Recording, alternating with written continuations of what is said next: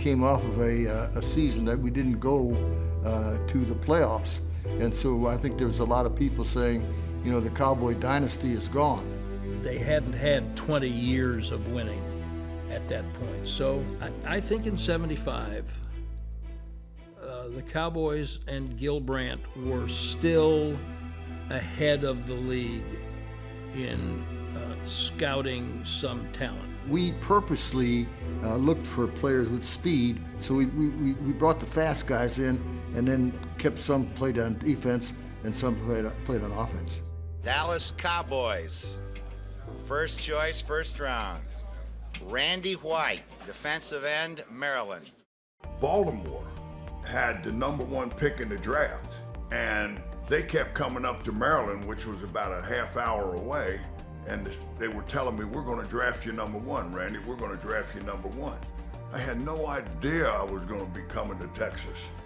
Dallas Cowboys, first round selection, Tom Henderson, linebacker, Langston. The discussion over whether or not to choose Thomas Hollywood Henderson at number 18, that was intense because Thomas comes from a small school. Tom Landry believes in picking proven players from big-time colleges, especially that high in the draft. If rumor is correct, Red Hickey and Landry sort of got into it in the draft room about me. Landry wanted somebody from Division I, and Red Hickey said, "What am I doing? He's the best player. He should have went first." Back then, when I got drafted, it was January 28th we got drafted. And the 27th, I went down to the locker room downstairs, and the guy said, "Hey, the Dallas Cowboys just called you up. They want you to come to Dallas tonight." I go, "What? What's going on?" Well, they flew me out to check my shoulder. They sent me back home on the plane. Gil Brandt gave me a number to call, and I called him. Said, "You've been drafted by the Dallas Cowboys in the second round." I was so excited. On draft day, I was sitting in my apartment, and the first round came and went. And I was surprised by it because all the scouts had said, "Hey, you're going to be a high round draft pick." And then the second round came and went. And then in the third round, the Cowboys called, and it was Gil Brandt. And Gil said, "Hey, Bob, welcome. We just drafted you as a Dallas Cowboy." And I said, "Okay." I really didn't know what that meant. I remember the night before the draft, my brothers and my dad had called me and said, "Well, we know you don't have any say in this. We don't care where you go, just so it's not Dallas." So next day I had kind of a good news, bad news call for them. It was a phone call by Gil Brandt. That's how I found out that I was going to be drafted by the Cowboys. I wasn't for sure who was going to draft me, but obviously they did. And it turned out to be a good move. Hadn't talked to them, never heard a word from them. This voice goes, "This is Gil Brandt with the Dallas Cowboys. We just drafted you in the 5th round." I didn't say anything. And he goes, "Are you there?" I'm like, "Yeah, I think I'm having a heart attack." The football coach come and got me and said, "Hey, there's a guy here that wants you to run 40 times. And it turned out it was Gil Brandt. And he came out and held the watch.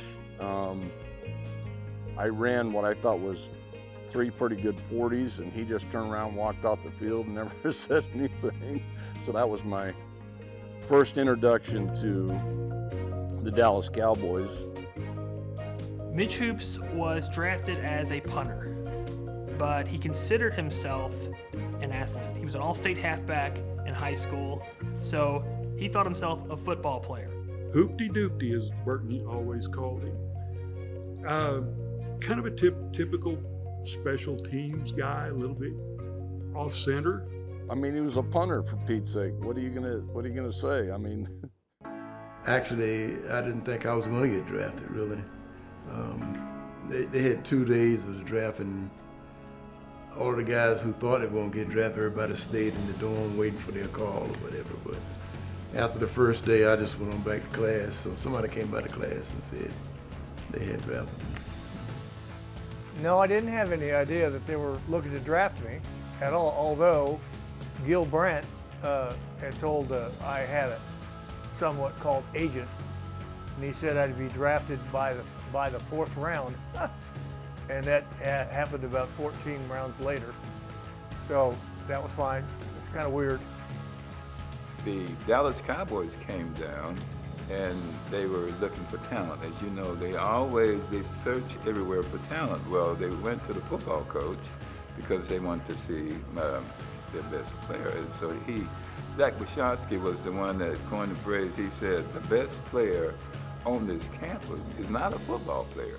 He said it's Percy Howard. Today we got 7 rounds, and it's not uncommon for 6 of the 7 draft choices to make the team. But when you go through the draft class and see the extent to which, maybe not from day one, but most of them became really significant contributors, that's unusual. You knew you were a part of something very good and very great. And that was the wonderful thing about it, is that you were there. You weren't on one of the 27 other teams that you could have been on through the draft of the day. You were drafted by the Dallas Cowboys. You were on that team. This was happening. It was real. Dallas Cowboys Deep Blue is presented by Pepsi. Whether tailgating at the stadium or grilling at home, on game day, Cowboys fans deserve Pepsi. And by Bank of America. What would you like the power to do?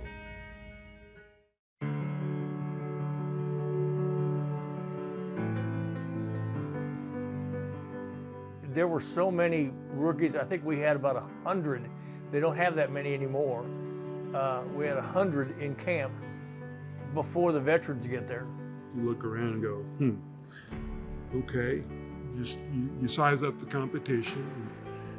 You know that everybody's there for the same thing, and you're gonna have to work to get what you want out of it. My attitude was a lot of guys from big schools and bigger programs and all that, but I didn't think nobody was tougher than I was. You know, nobody had a bigger heart than I. And I loved to hit and get in the mix of it, so that part of it, I wasn't worried about that part. We were all waiting to see, who's gonna come in, and Gil Brandt, we knew him. But then Tom Landry walked in the room, and there was just silence.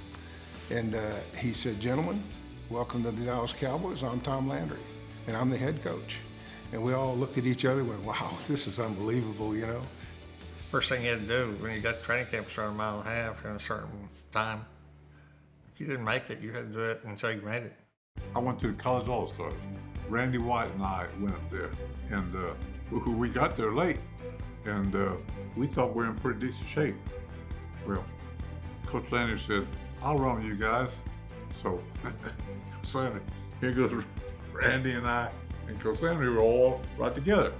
We got to the incline of the hill and down the slopes.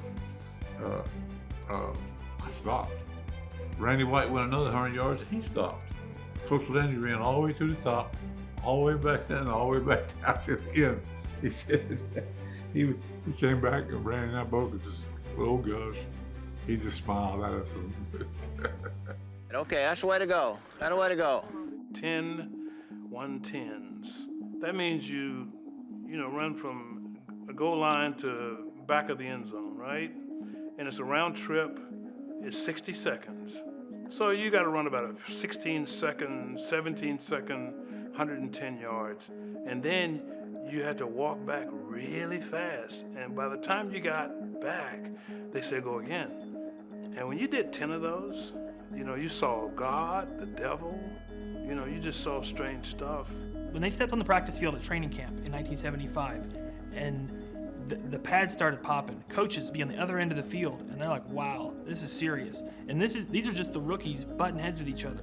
Yeah, we'd have these one-on-one drills, where the offensive guards against the linebacker, the center against the linebacker, and they'd line you up, one over here and one over there, and boom, you got to go. And that would happen pretty often during practices. Certain drills would require that. So now here come the veterans, and there's no roster limit on them either, and it's like an army invasion. And what was training camp like? It was 6 weeks, we brush up against 4 now. It was 6 weeks for the veterans, so it's like 8 weeks for those rookies. All the older players open their arms, you know, they treat us like rookies. Some little thing, maybe sing, training camp, and little things like that. But to actually exclude us from anything, no. They welcomed us with open arms, and we got along right. It was really a good relationship, a good group of people, and I think a lot of that had to do with Roger. I think a lot of that had to do with Leroy Jordan, and just they kind of knew what it took and did a good job kind of shepherding all of us. I didn't really feel a little comfortable until one day Rayfield Wright come and said, "Hey man, don't worry, you're doing all right. I think you're gonna be all right." So I was saying, if Rayfield said that, maybe it is a chance here. It was great when the veterans got there because it was a definite relaxing of, the pace of things. The rookies were just going to kill themselves if they left them out there. And, keep in mind, it was full pads 6 days a week with 1 day off. That was a lot of football. They don't mess around. They come. Make them block you. Right over the top of them. Head on. Take off right through that gap. Let's go.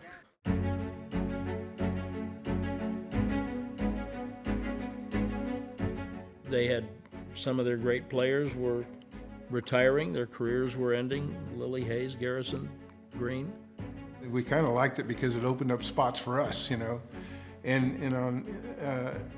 we felt we were in the midst of a great organization, a great place where they're going to be replaced and on their way, because a lot of great players were remaining there too. They actually had Cordell Green there with us, in training camp that year, and basically he had to retire. So I had a chance to make the team. If he had retired, I don't know if I'd made the team. I was standing on the sideline, kind of, nervous, and you're ready to go. And Mike Ditka turned around in a rage. He was our special teams coach, and Mike screamed, "Who's supposed to be at left end on the punt?" And he just turned and looked right at me, and I said, "I did that in college. I know how to do it." And he goes, "Get in there. You got contained." There's no question that that's how I made the team. How you knew you got cut was when you came to the locker room and your stuff wasn't in your locker. So I think it was the last day of the cut, and I came in, my stuff was gone. And I said, oh, well, this is it. So I'm sitting in my locker and everybody else getting dressed, I'm sitting there. My locker had been in the same place since we went to Dallas, and I walk in and my name's not on the locker anymore and all my stuff's gone. And then the equipment manager comes and said, hey, I meant to get to you before I got here. We moved your locker over there where the defensive backs are.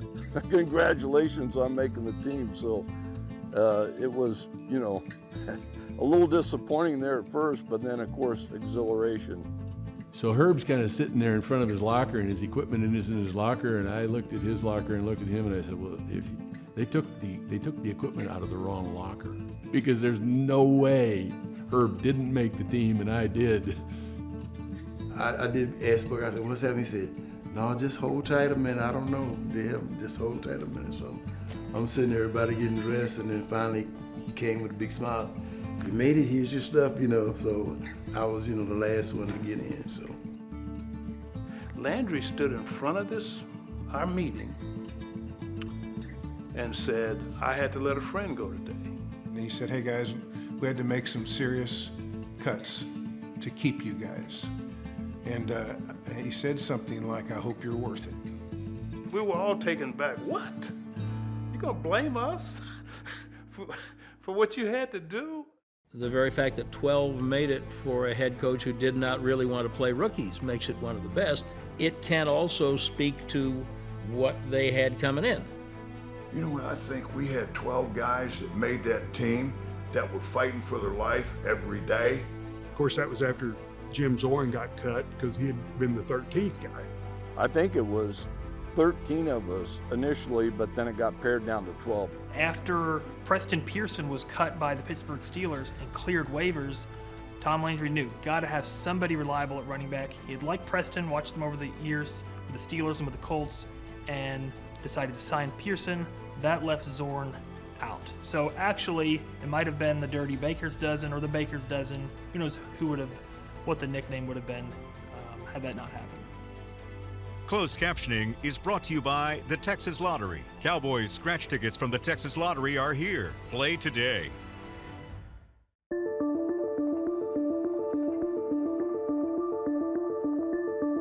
I was excited about playing middle linebacker. Had Dallas played the conventional 4-3 defense, I probably would have stayed at middle linebacker. But we played the flex defense. The whole premise of the flex is to keep the offensive lineman off of the middle linebacker so that they can make plays. You know, you didn't watch the ball really. You had your keys. You had the key on people, and of course that was his defense, Tom's defense, and it was different. You know, Randy's smart enough, but some people just have instincts to be linebackers. Linebackers are an instinct position, and some people just don't. So you can take guys that are slower and have these great instincts, and they play pretty well. If you were a good football player, you were athletic, you couldn't play for Landry until you knew his system. This year we have a young football team in many respects. We have a lot of young rookies who have a lot of enthusiasm. They hit hard, and they express enthusiasm. It becomes contagious, and our veterans will pick it up. And this is a reason that we're a little different this year than we've been in the past. I think the vets were all definitely resigned to a rebuilding year. I don't, you know, and I think the coaching staff was too. Keeping 12 rookies is just insane, you know, really, on many levels. And keeping guys like me. I mean, they knew I wasn't going to really produce for a couple of years. There wasn't any talk of the playoffs, Super Bowl, or any of that kind of stuff. You know, there was talk of, you know, we got 12 rookies. It's a rebuilding year for the Cowboys. Certainly heard that quite a bit. We were all on the special teams, and that was our deal. You know, we did the kickoff return, punt return, and we took a lot of pride in that. We did pretty well. I think our rankings in the league were pretty good. In Philadelphia's Veterans Stadium, the young and the old had to summon all their grit and spirit to survive an inspired challenge from the underdog Eagle. We're playing the Eagles up there in Philadelphia, and we were on about our own 25-yard line. And Thomas Henderson was the down, he was the out man, you know, one of the guys going down first. He comes back to the huddle and he says, "Hoops, hit me, I'm open." So Mitch Hoops catches the ball, instead of punting it, he throws him a pass. I thought Mike Ditka was gonna kill Hoops. Oh my God, Mike Ditka was going, oh my gosh, he went crazy. It doesn't discourage him. 1 week later, they're at the Redskins. Big game. He's punting from his own end zone, and he thinks that the punt's about to get blocked. He goes out and executes a pass to Bob Reunig. It's 4th and 19. They get 21 yards, first down, all's well.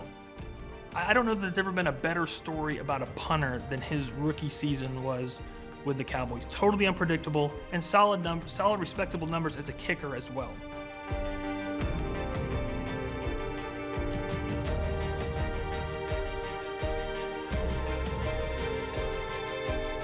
Gary Bender along with John Unitas as we start this fourth quarter of this NFC Championship game.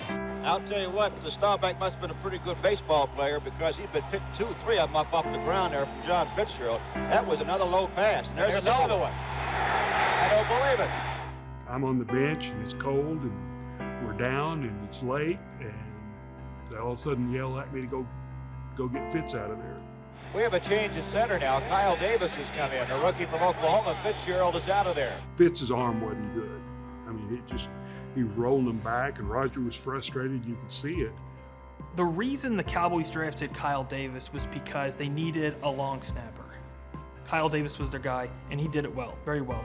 Dave Edwards, the strong side linebacker, he said, "Manster," he says, "walk towards the end line. Walk towards the end zone." He says, "We got to get our energy going there."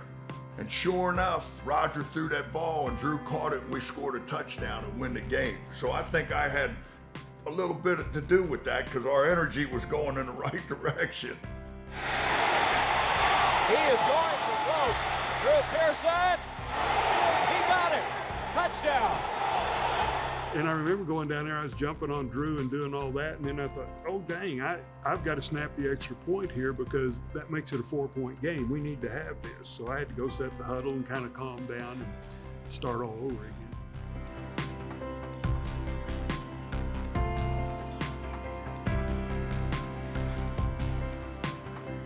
In a sense, that injury kind of chased me out of the game, but I'm not quite built right physically for what needed to be done. And I was blessed to be there and be a part of things, be with the guys I was with, and enjoyed the experience. He didn't play but 1 year, but he's in on one of the greatest plays in Cowboy history, so.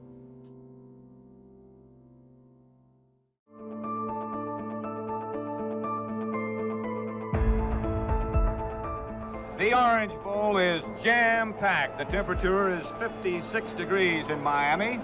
Good afternoon. I'm Pat Summerall. This is Tom Brookshire. And after all the hoopla, Tommy, I got to ask you if you're ready to go. This is unbelievable. We're actually going to the Super Bowl.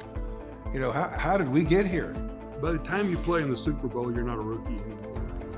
And you just want what everybody else wants. You want the ring. Here is Roy Girella now to start Super Bowl number 10. We got beat by Pittsburgh when Percy Howard probably would have caught a touchdown pass if the rules were like they were today. Percy Howard was not a football player. He was a freak of nature. He was athletic, but he was more of a basketball player than a football player. Tom Landry and the coaches agreed, though, this guy's got to be on the roster. 6'4", great target, but he never really saw the field. A little bit on special teams late in the year, but he didn't see the field until Super Bowl 10. Well, I came off the line slow, like I was doing nothing, and then I burst into speed. Boom. And the ball was in the air. When I turned around, there was the ball, and at the same time, there was Mel Blount's eyes about that big, and Roger laid it right in there. And man, oh man, boom, touchdown. And there's Coach Lane. He just looked at me. I could see how proud he was. And but we were still down, and we had to have another one. And so on the last or the second last play of the game, we thought that Howard had a chance to catch the ball, and Mel took care of that. Good snap this time. Three-man rush. High. Intended for Howard. Jump ball in the end zone. It's a jump ball in the end zone. 3 seconds. One more. Yep. If I could have taken time together and timed my jump the way I wanted to, I would have been able to go up high enough to get that ball.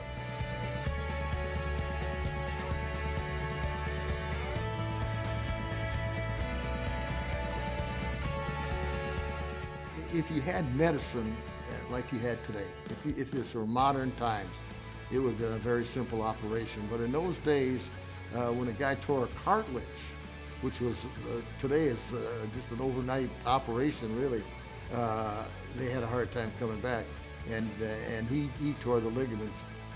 It keeps you alive because people continue to see it. And when you see that, if you see when I flip over, it's got P. Howard right there.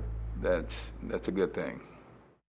It hurt to lose. Let me tell you, it hurt. How did it hurt? I hated it getting beat, man. But we did, and that's just, you just have to suffer. You just have to learn to accept defeat in life, and that's, it was still nice. It was still a big deal for us. After the game, we went to the after party, and everybody was, down, and they had some humdrum band playing, and Jimmy Buffett, Waylon Jennings, Willie Nelson, Jerry Jeff Walker were all there. You would have thought we won that game by 50 points by the end of the night, I'll promise you. Nobody expected us really to do anything. There wasn't any talk of the playoffs. To end up there, you feel absolutely more than fortunate to be a part of that. There's a lot of guys that play in the NFL, never get the opportunity to be there, but to be a part of that, is pretty special.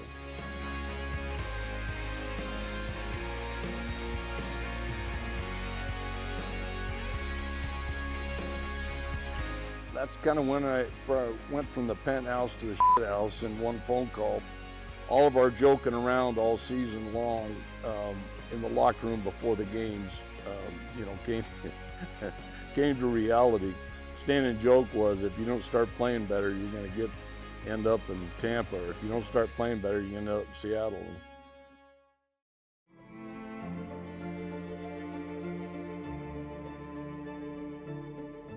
Coach Landry called me in my third year in the league, and he didn't tell me. He actually asked me. He said, "Randy, what do you think about moving back into the defensive line?" And I told him, I said, "Coach," I said, "I just want to play football. At this point, I'm getting a little frustrated." I said, "I just would like to play football. So anywhere you think I can play and help this team win football games, I'll play." In Randy's case, he just wasn't a convertible guy. He just didn't have recognition that you needed to play the position, and so we really wasted a year and a half on him trying to make a middle linebacker out of him, and then finally got smart and moved him to defensive tackle. Cullen Bryant dragged down on a great play by Randy White. White, number 54, had him at the ankles before he could get to the line of scrimmage. He started playing like he could play. Randy was the type of guy to hit and go. I think he was relieved. He finally was relieved. They put him in the position he felt comfortable. Coach Landry and Coach Tubbs came in and said, "Hey, we're Leroy's retired. You've already been a starter on the defense. We think that you can make our next move to the middle linebacker, and we'd like to see you do that." And I said, "Fine. I'd rather be in the middle. That's where I've played since the 6th grade, in the middle." That year, you talk about no expectations. When I was a rookie, there were high expectations both second and third years, very high the third year. Like I said, the thing I remember most about Super Bowl 10 was get up on stage singing with Willie. Now, the next year, I wanted a ring. I wanted to ring Super Bowl 10 too, but I didn't know how much I wanted to ring until Super Bowl 12. Welcome to Super Bowl 12. I'm Pat Summerall with Tom Brookshire. 12 is underway. You never know. I mean, the game's a game. But we felt very positive about, beating the Broncos, on that day. Yeah, we were unbelievably confident. I think everybody was trying just not to be overconfident. We'd had such great games in the playoffs. We just steamrolled everybody. Riley Odom's in motion. Morton fakes, and the rush is on from Randy White, and down goes Morton. And Harvey comes, he puts his arm around me, he says, "Randy, we're the MVPs of the game." And it just kind of went past me. I said, okay. I didn't know what that was. I still maintain Randy Hughes should have been, I hate the word should, but Randy Hughes should have been the MVP. Here goes Morton. Down goes Morton. Intercepted by Dallas, a pass that should not have been thrown. The Cowboys have it. Randy Hughes on the interception. Morton back to throw, and Morton throws. Jack Dalvin loses it. Dallas has it. It's Randy Hughes. He's to the 30. Out of bounds goes Randy Hughes. Rob Lytle and Lonnie Perrin. This is Riley Odoms. He lost the football, and Dallas, Randy Hughes has it right back. Yeah, I didn't get the most valuable player. That's Randy and Harvey.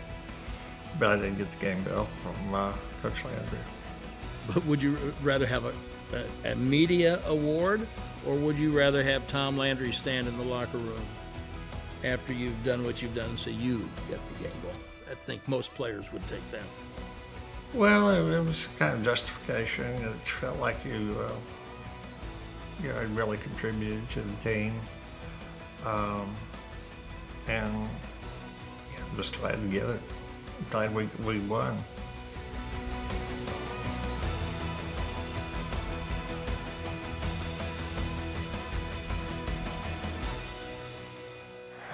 And there he goes. Dallas has defeated Denver in Super Bowl number 12. Boy, it was a great feeling to walk off that field and say we are world champions. We're going to have a Super Bowl ring. That was pretty cool.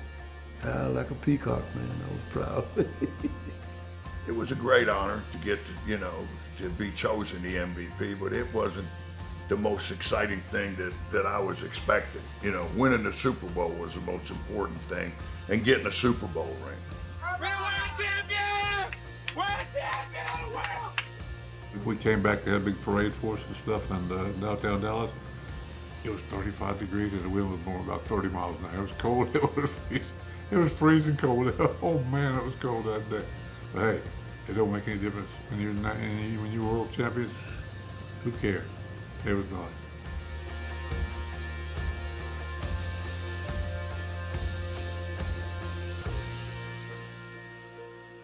That year, I didn't start.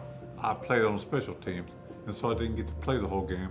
But still, just being there and being a part of it was fantastic.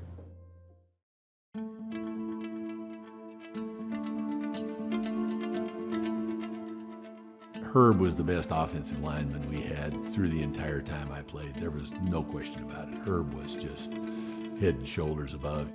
There wasn't a better guard than Herb Scott at the end of his career. He was better than, he made the Pro Bowls too. Herbie was a tough player. And we used to compete because I tried everything I wanted to try on him. Poor Herb, I feel bad. I didn't then, but I do now. I just told myself I'm in control of this 4x6 area, and I was going to win that area, you know.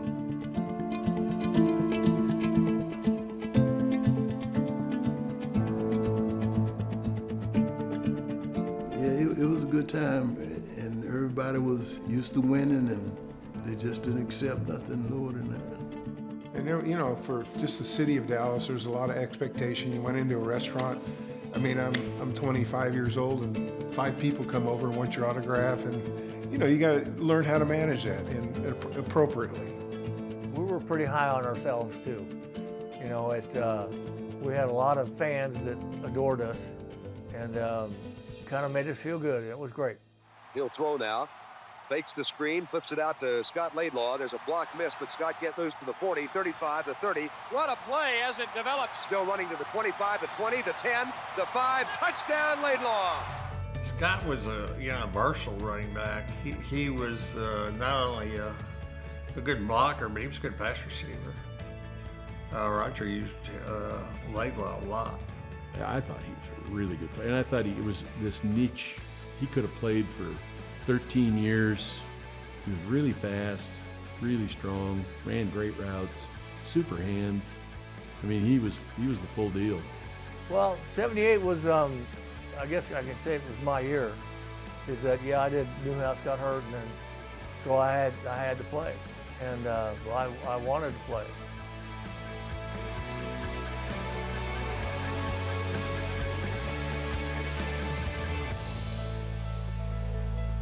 People don't realize how hard it is to get to the Super Bowl. You know, when you get these things, you get things like with Tom Brady and stuff, doing all that stuff. That's not the norm. The norm, it's hard to get to the Super Bowl. I mean, my gosh. It was disappointing because I felt like we should have won it coming back, and because we lost to the Steelers in 10, we needed to get them this time, and we weren't able to do it. I will remember till I die being kind of up against a locker and around the corner from Thomas Henderson. And I could see Thomas, and he sat down in his locker and cried like a baby. Reverse comes to Henderson, the linebacker. They've got it set up. He's got 9.5 speed. He can really go. Tom Henderson back to the 44-yard line of Pittsburgh. Stopped by Jarella. If I talk about the finest athletes that I've ever been around, Thomas Henderson would be in that category with Tony Dorsett and Walter Payton. You know, Thomas, he could do anything. I really like Thomas. Thomas was Hollywood. He was the flash and glitter, but he could play. He was on the field, and he had so much talent, man. A great guy, good football player, but he was a wild one. Yeah, I was always curious about the altered state. And how's that feel? What if I take 2 of those? What about 3 of these? How about 5 of those? You know, I was always trying to find this, crazy place. So I understand how people can be addicted. I understand it. I'm clear. He was becoming so much trouble for the team, and Coach Landry liked everybody to fall in line, do their job, don't give me any trouble outside of what we've asked you to do, and Thomas became troublesome, I think, and he knows that. And then thankfully he's recovered, and Like, I'm glad that I quit it, because, with this fentanyl and this stuff you can't wash off, I'd be dead.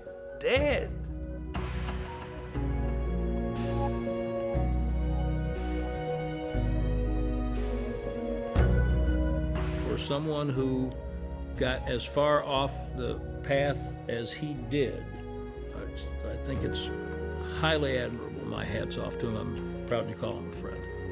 It's a shame with Hollywood Henderson, because he could have been one of the great players of all time. The guy had rare ability. I think I played long enough. Everybody can say, oh boy, if you'd have been there 3 or 4 more years. Yeah, at 65 now, I'd probably not be walking. I'd probably have, steel on my back and neck and, false knees and ankles and stuff. So God has a plan.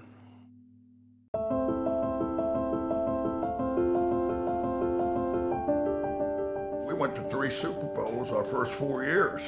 I thought we'd always go back to the Super Bowl, but unfortunately it doesn't happen. How could you not think it? You've got an amazing coach, an amazing coaching staff. You've got some all-pro players, and there's no reason why we can't do it again. We should have gone 3 times in the next 4 years. We're in the NFC Championship game 3 times in the next 4 years. Pat Donovan remains one of the smartest professional athletes with whom I have dealt. He was a defensive lineman who had to convert. He was the left tackle. I had some success playing left tackle, but I was also playing next to Herb Scott. I think he got some pretty darn good recognition, and appropriately so.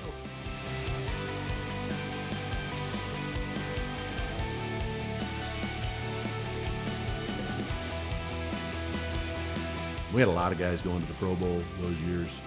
Again, that was, there's a lot of that is, I think, in my case, not in everybody's case, but in my case, I think a lot of it is fueled by team success. People see you a lot. We made the playoffs every year, and we played in 3 NFC Championship games. We lost to Philly, we lost to Washington, and we lost to the 49ers. It got frustrating. I know Coach Landry was frustrated because he just needed to get over that hump. The handoff is to Rob Lytle. Bob Brunig led the Dallas Charge. Bob was a perfect fit for the flex. He was a perfect fit for Coach Landry's defense and the team. He almost intuitively took to those concepts, and it was kind of made for him. And Landry's scheme of things with the flex defense, the middle linebacker was as if he was the quarterback for the defense. Make this call. When that happens, you do this. When that happens, you do this. When the guy's leaning, make sure you make the call to get the line in place over here. So I like that complication and that challenge to do that.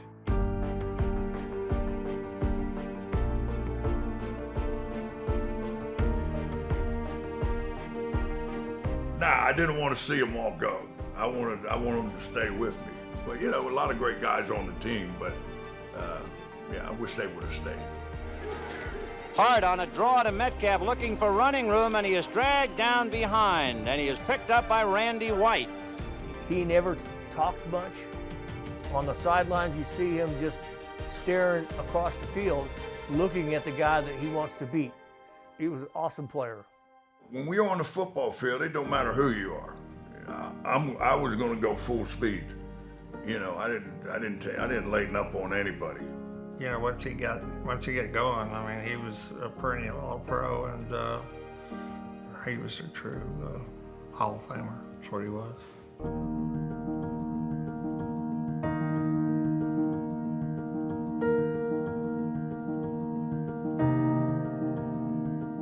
I think we all felt it was a great opportunity, and the fact that it was 12 rookies, I think you just had a sense that they were trying to make a change, and you could be part of that change. Maybe that was the biggest thing. we'll get together now, it's like we never left. That's what football, people don't realize the closeness that you develop when you eat, sleep, and with people all the time. And then you're knocking the heck out of each other too. You know, when you get your butt beat around a little bit, you get a little closer. As years went by, we realized what a group that was, and the part we played on those teams of getting them back to the Super Bowl and mixing in with that culture that they had and the veterans that they had. If it wasn't the best draft class, it was probably the most timely, because you have legacies that would now be at stake without that draft class. If the Cowboys wander off down the 70s into the 80s as an average team, is Tom Landry a Hall of Fame coach? Is Gil Brandt a Hall of Fame? Tex Stram a Hall of Famer? Roger Staubach? So many ifs, ands, or buts come from if that class did not happen when it did. It has to be. I mean, because we had so much success in that, and for 12 young players to make the team, how often does that happen in the NFL? I'm still wearing the ring. It's 50 years ago that I was a rookie, and I'm still getting requests for my autograph. That's pretty amazing. I tell you, I loved it. I loved every minute of it. The good, the bad, the ugly, all of it. I loved experiencing it. I loved the game of football. I didn't just play it, I loved it. And I had a lot of great people around me, and I was fortunate to do what I did and play where I played. Dallas Cowboys Deep Blue was presented by Pepsi.